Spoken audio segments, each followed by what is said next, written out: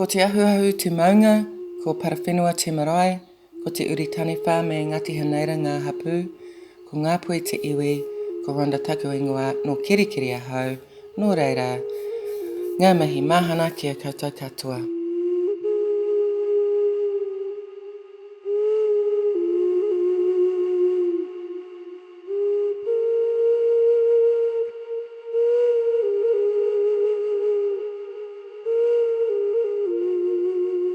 Karuna, Todd and myself have known each other since 2010, and we were introduced to one another through senior Māori clay artists Colin Wata Ulich and Manos Nathan, whom we all had individual relationships with until their untimely passing in September 2015. It is important then to acknowledge our mentors and close friends for their contributions to Māori art and ceramics. Mostly thankful for them being founding members of Ngā Kāinga Uku, a contemporary Māori clay art collective, and also Te Tautokoro Māori Artists Collective, because it allowed many of us artists to stay connected and continue with their legacies. Our conversations for the sculpture in the gardens began at the beginning of 2021, and a few ideas were shared, but the final concept was accepted because it gave us the opportunity to embrace design elements from our own separate yet inclusive indigeneity of being Māori, Pākehā and Indian, and create 3 hand-built female personifications of the elements that make ceramics: clay, water and fire, being Hine Uku, Hine Wai and Hine Ahi.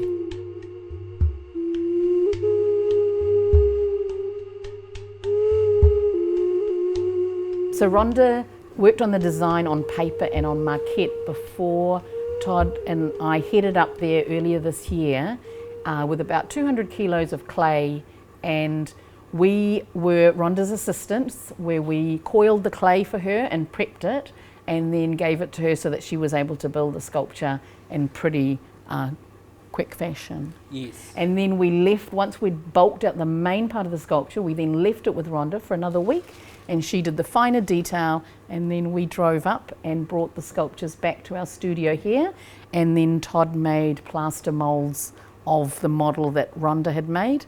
It was really important because we wanted all 3 to come from the same place, literally, so they're all born in the plaster mould and then taken out and put together. Yeah. The glazes can be as diverse as something like this, that's quite, to something that is probably a bit more familiar.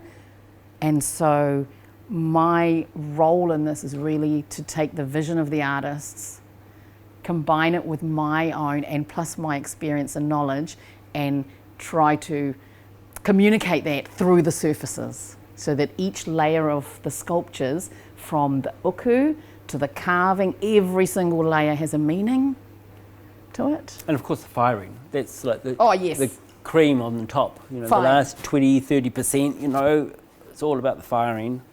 So as you can see, I've gone over it already, so I'll have to wipe that back a little bit, and then I'll recarve again, and then just tidy up the last part.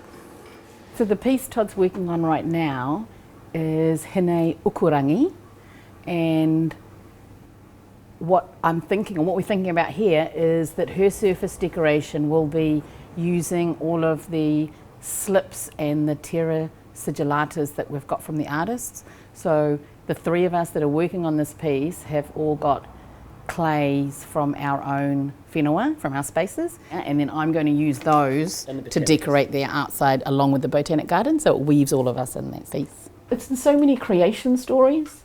So just as we create with sculpture, Adam comes from Adama, which means clay, and then of course in my culture, clay is clay in creation stories, and I just find that every culture, every person, everyone I've ever met, when you go back to the origin stories, clay is something that connects us as human beings. This is Hine Wai.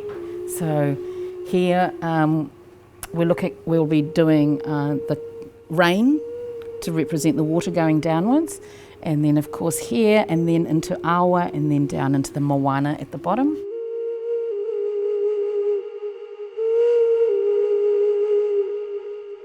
This is Hine Ahi. So she is the feminine element of fire. So, and fire not in the way of the fire that we normally think of, but the creative fire. So we've interpreted that as in the creation of the universe, creation of planets, lava, formation. One of the elements all of these are yet to have, which is probably the only real cultural part of me to go in these sculptures, is they're yet to have a bindi. Hine Ahi will have a bindi of flames, and Hine Wai a droplet of water on her forehead, and then we've got Hine Ukurangi, which will have a clay, a textural clay piece. So that's another link between them. So just as, I guess in a way, this collective is weaving all of the artists together, tighter than we've been before, all these elements weave our sculptures together as well. We were governed by kiln size, so knew the dimensions, we knew the form, and we knew that we wanted them to be erected at least 2 metres high, so their presence was seen and felt. The forms were to also relate to where both Todd and myself whakapapatū our Ngāpuhi roots and infuse our northern style. It's not unusual for us to know that our design concepts can be guided by tupuna or ancestors into what they want to be or what the work needs itself to be. These pieces were no exception. The most significant part of the design, which was not going to be compromised, is the moko kauai, which is formed directly under the chin and channels right down to the end of the korowai, connecting to the pau or post and down into Papatūānuku, our Earth Mother. It represents male and female elements of positive and negative energy and an overarching principle of balance in all things. Mauri ora.